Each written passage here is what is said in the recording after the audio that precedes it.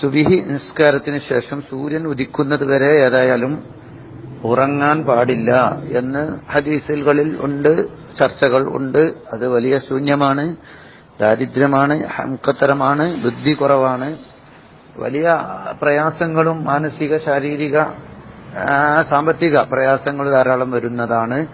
അതുകൊണ്ട് പ്രത്യേകിച്ച് റമദാനൊക്കെ വരുമ്പോൾ നമ്മൾ എന്താവണം, പലപ്പോഴും രാത്രിയൊക്കെ ഉറക്കൊഴിച്ചാവുമ്പോൾ സുബഹി നിസ്കരിച്ച ഉടനെ മറിഞ്ഞ് വീണ് കിടക്കുന്നത് കാണാം. അത് അള്ളാഹു നമ്മളെ കാക്കട്ടെ, അങ്ങനെ ശ്രദ്ധിക്കണം. വലിയ ദാരിദ്ര്യം ഉണ്ടാക്കി കളയും, നമുക്കൊരു സമാധാനം കിട്ടൂല, ഒരു വലിയ കെണിവലി പെട്ടതുപോലെ ഇങ്ങനെ തോന്നും. അങ്ങനെ നമ്മളെ വീട്ടിൽ നമ്മളെ മക്കളെ ഉറക്കരുത്. നബി സല്ലല്ലാഹു അലൈഹി വസല്ലം തങ്ങൾ ഫാത്തിമ ബീവി അങ്ങനെ ഉറങ്ങരുത്. അള്ളാഹു ബറക്കത്ത് ചെയ്ത ഭക്ഷണം, വിശാലമാക്കുന്ന ഭക്ഷണം ഒക്കെ നമുക്ക് ആവശ്യമുള്ളതൊക്കെ നൽകി സന്തോഷിപ്പിക്കുന്ന സമയങ്ങളാണ്. അപ്പോ അതിൽ അള്ളാഹുവിന് ദേഷ്യമാണ്. ഭൂമി വരെ കരയും എന്ന് കാണാം സുബഹിക്ക് ശേഷം ഉറങ്ങുന്നവരെ ഓർത്തുകൊണ്ട്.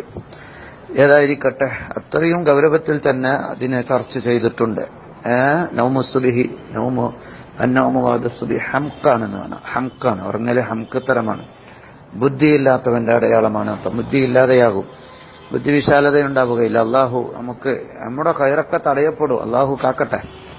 പിന്നെ സുബഹിക്ക് ശേഷം എന്ത് ചെയ്യലാണ് പുണ്യം? ഹജ്ജും ഉംറയും നിർവഹിച്ച പ്രതിഫലം പോലെ ലഭിക്കുന്ന, പൂർണ്ണമായ ഹജ്ജും ഉംറയും നിർവഹിച്ച പ്രതിഫലം ലഭിക്കണമെന്ന് ആഗ്രഹിക്കുന്നവർ എന്ത് ചെയ്യണം? സുബഹി നിസ്കരിച്ച് ഖിബ്ലക്ക് മുന്നിട്ട് അങ്ങനെ തന്നെ ഇരിക്കുകയും പിന്നീട് അവൻ സൂര്യൻ ഉദിച്ച് ഒരു കുന്തത്തിന്റെ കതിർ ഉയര എന്ന് പറഞ്ഞാൽ 20 മിനിറ്റ് സൂര്യൻ ഉദയം കഴിഞ്ഞിട്ട് 20 മിനിറ്റ് വരെ കാത്തുനിന്ന് അവിടെ തന്നെ ഇരുന്ന് അതിനുശേഷം 2 റക്അത്ത് അവ്വാബി നിസ്കാരം അല്ലെങ്കിൽ എന്താണ് ളുഹാ നിസ്കാരം, അവാം അല്ലെങ്കിൽ ഇശ്റാഖ് നിസ്കാരം, അവ്വാബിയനല്ല ഇശ്റാഖ് നിസ്കാരം അല്ലെങ്കിൽ ളുഹാ നിസ്കാരം നിസ്കരിക്കുക.